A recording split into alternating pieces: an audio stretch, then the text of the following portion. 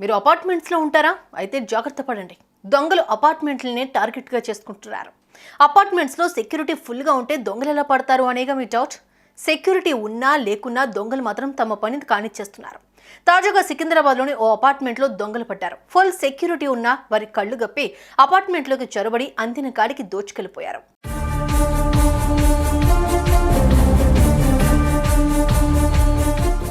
సికింద్రాబాద్ భోలక్పూర్ కృష్ణానగర్ కాలనీలోని భవానీ శ్రీశైల అవెన్యూ అపార్ట్మెంట్లోని 3rd floor 303 ఫ్లాట్లో కుటుంబం నివసిస్తోంది.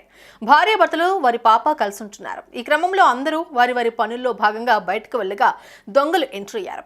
కట్ చేస్తే వారి ఇంట్లోకి చొరబడి అందిన కాడికి దోచుకుని వెళ్ళిపోయారు.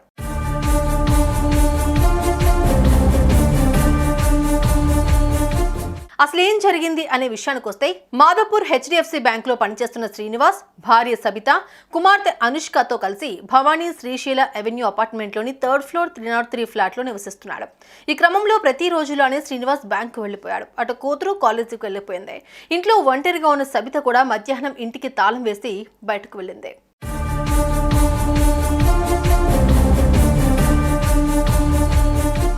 ఇంతలోనే సెక్యూరిటీ కళ్ళు గప్పి దొంగలు అపార్ట్మెంట్లోకి ప్రవేశించారు.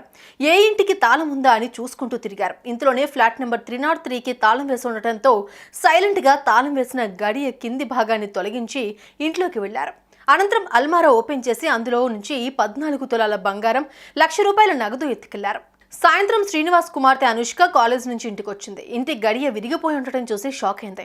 వెంటనే ఇంట్లోకి వెళ్ళగా ఇల్లంతా చిందరవందరగా ఉంది. దీంతో తల్లిదండ్రులకు కాల్ చేయగా వారు హుటాహుటిన వచ్చారు. ఇంట్లోని పరిస్థితిని చూసి షాక్ అయ్యారు.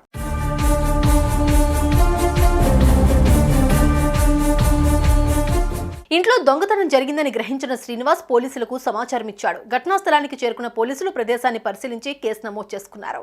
అపార్ట్మెంట్లోని సీసీ కెమెరాల ఆధారంగా దర్యాప్తు చేస్తున్నారు. దొంగలు ఇదివరకే రెక్కీ చేశారా? అసలు సెక్యూరిటీ కళ్ళు కప్పి ఎలా వచ్చారు? చుట్టుపక్కల ఫ్లాట్ల వాళ్ళు వీరిని చూడలేదా అనే కోణంలో దర్యాప్తు చేస్తున్నారు.